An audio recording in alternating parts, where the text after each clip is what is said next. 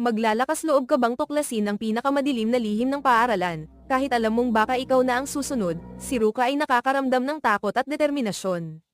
Mas lumalalim siya sa nakatagong bahagi, sinusundan ang malamultong anyo ni Aiko, habang siya'y lumalapit, lalong tumitindi ang nakakakilabot na kapaligiran.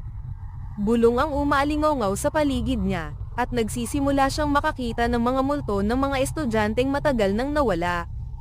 Sa isang lihim na silid, natuklasan ni Haruka ang mga dokumentong naglalantad ng nakakatakot na lihim ng paaralan. Ito ay itinayo sa isinumpang lupa, at tuwing ilang taon, may estudyanteng pinipiling mawala para mapatahimik ang mga ligaw na kaluluwa. Lalong lumalakas ang mga bulong, nag-aakusa, nagmamakaawa, humihiling. Natagpuan ni Haruka ang kanyang pangalan sa listahan ng mga napili, at siya'y nagpanik. Habang sinusubukan niyang makahanap ng daan palabas, nakasalubong ni Haruka ang multo ng